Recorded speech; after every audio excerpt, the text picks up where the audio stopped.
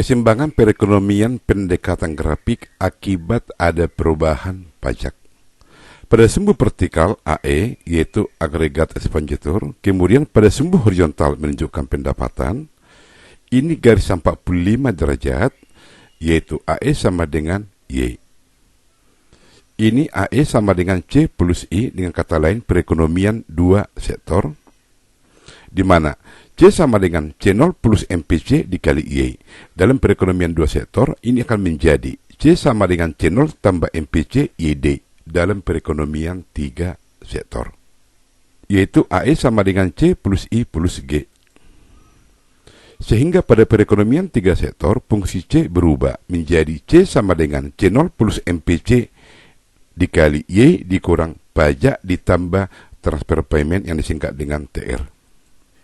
Di mana YD adalah disposable income, yaitu pendapatan setelah dipotong pajak atau pendapatan yang sudah siap untuk dibelanjakan, yaitu YD sama dengan Y dikurang TX ditambah TR.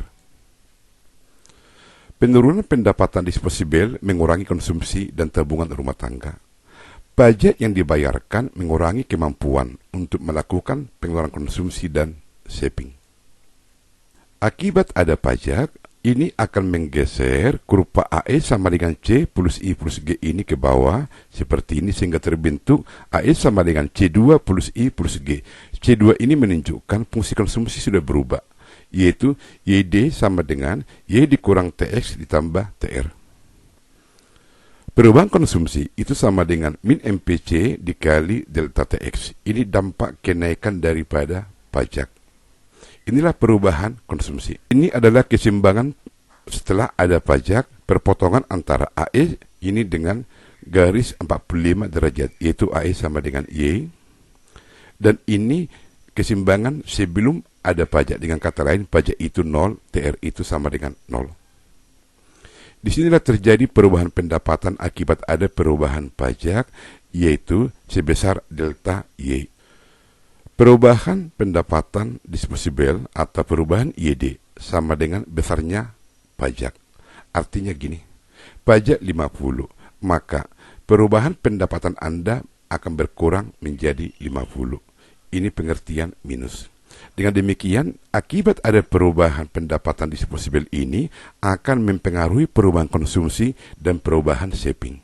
Sementara MPC itu sama dengan perubahan konsumsi sebagai akibat ada perubahan pendapatan. Jadi MPC sama dengan perubahan konsumsi sebagai akibat perubahan YD. YD di sini saya ulangi, Y dikurang TX ditambah TR. Maka perubahan konsumsi di sini sama dengan MPC dikali perubahan YD ini. Dengan kata lain, perubahan YD ini adalah sebesar pajak. Misal, jika MPC 0,75 dan pajak 40, maka perubahan konsumsi sama dengan MPC dikali perubahan YD. Sementara perubahan YD ini adalah besarnya pajak, yaitu 40. MPC 0,75 dikali pajak, sehingga dapat 30. Terjadi perubahan konsumsi sebesar 30 akibat ada pajak itu sebesar 40. MPS sama dengan perubahan saving sebagai akibat ada perubahan pendapatan. Ini akan menjadi setelah ada pajak, MPS sama dengan perubahan saving sebagai akibat perubahan pendapatan disposable atau perubahan YD. Di mana perubahan saving sama dengan MPS dikali perubahan YD, atau perubahan saving itu sama dengan MPS dikali pajak. Jika MPC 0,75 dan pajak 40, maka perubahan saving itu sama dengan 0,25 dikali 40. Dari mana 0,25 ini? 0,25 ini adalah MPS. Karena rumus tadi, MPS dikali perubahan YD. Sementara perubahan YD ini adalah pajak. Karena MPC 0,75, maka MPS sama dengan 1 dikurang 0,75 sama dengan 0,25. Pajak itu sama dengan perubahan YD. Sementara perubahan YD sama dengan MPC dikali pajak ditambah MPS dikali pajak. Atau perubahan YD itu sama dengan perubahan konsumsi ditambah perubahan saving. Dari data di atas tadi, pajak itu di sini 40, di mana 30 ini adalah sebagai akibat perubahan konsumsi dan 10 adalah sebagai akibat perubahan saving. Jadi sama dengan pajak sebesar 40. Artinya di sini pajak itu akan mempengaruhi konsumsi dan saving. Konsumsi yang dipengaruhi menimbulkan perubahan sebesar 30 dan tabungan akan mengalami perubahan sebesar 10.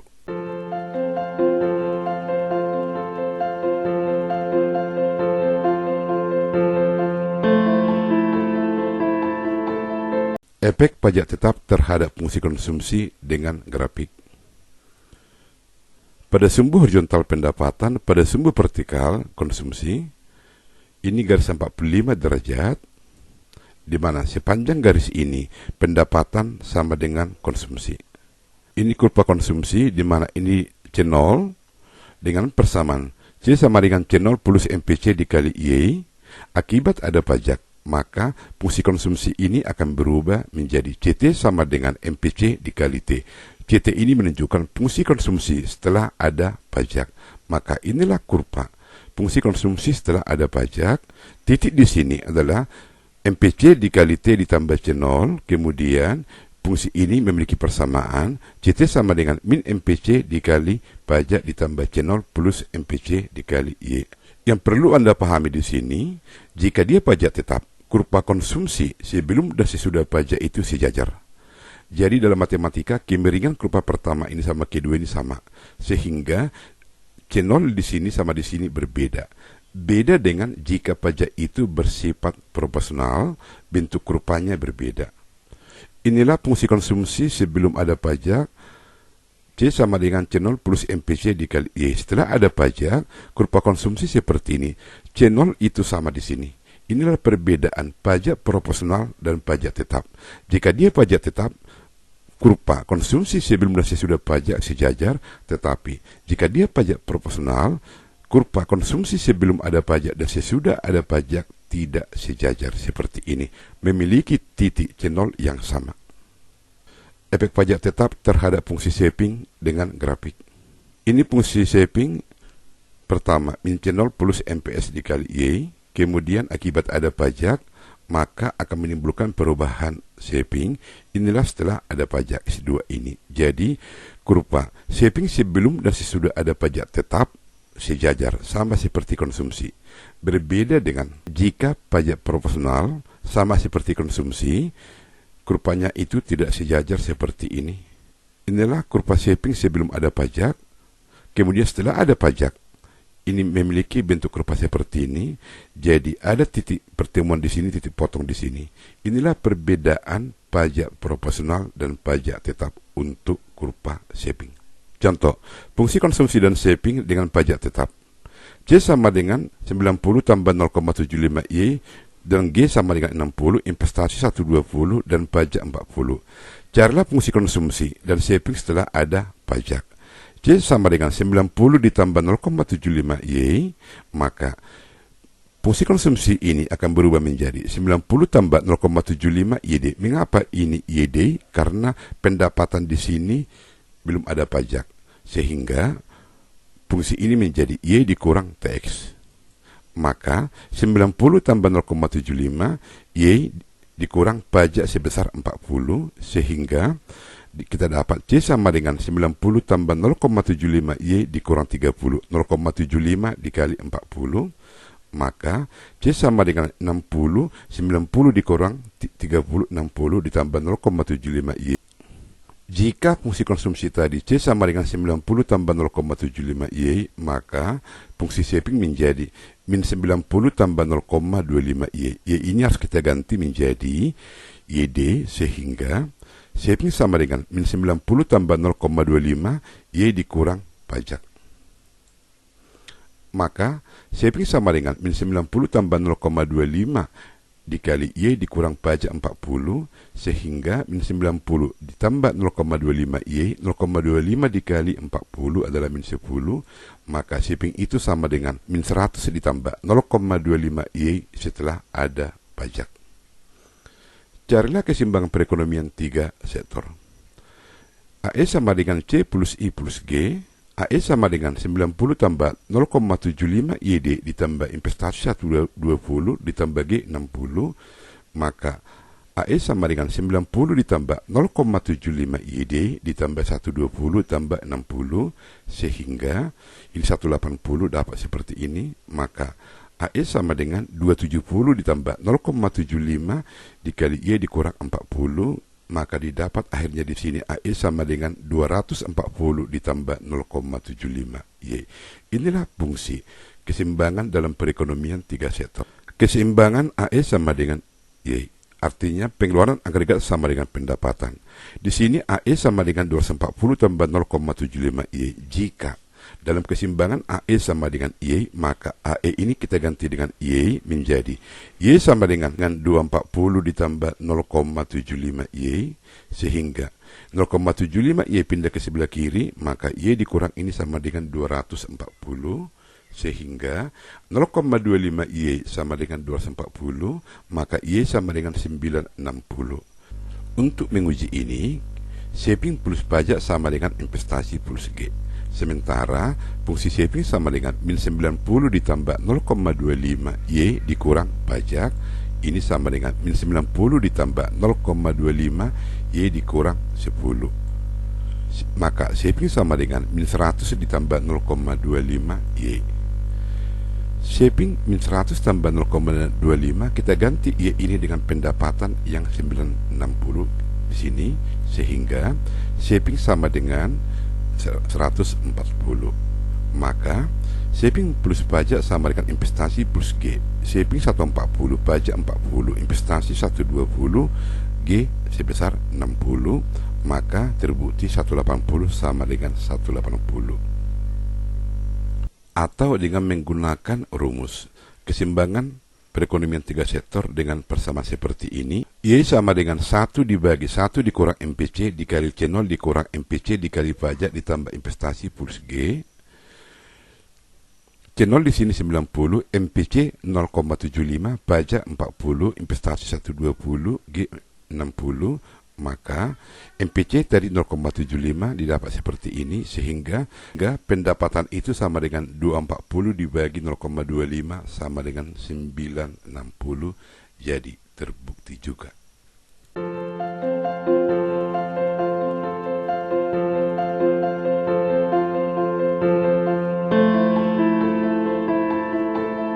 Tadi pajak itu 40, investasi 120, G 60, dan konsumsi sama dengan 90 ditambah 0,75 Y, sehingga fungsi saving min 90 ditambah 0,25 Y. Dari fungsi konsumsi 90 ditambah 0,75 Y, kita mengganti Y ini menjadi YD, sehingga C sama dengan 90 ditambah 0,75 Y dikurang pajak, maka C sama dengan 90 tambah 0,75 Y dikurang pajak 40, sehingga didapat fungsi konsumsi setelah pajak 60 ditambah 0,75 Y. Saving min 90 ditambah 0,25 Y sebelum pajak. Setelah ada pajak, maka saving sama dengan min 90 tambah 0,25 YD, Y menjadi YD, sehingga YD ini sama dengan Y dikurang pajak, sehingga kita ganti pajak 40, maka fungsi saving setelah pajak min 100 tambah 0,25 Y. Ini tadi sudah kita bahas di atas, ini hanya untuk mengudang biar semakin pintar. Maka di sini pendapatan, di sini pajak, di sini pendapatan disposable, di sini konsumsi, di sini saving, di sini investasi, di sini G. Di sini agregat expenditure, di sini situasi.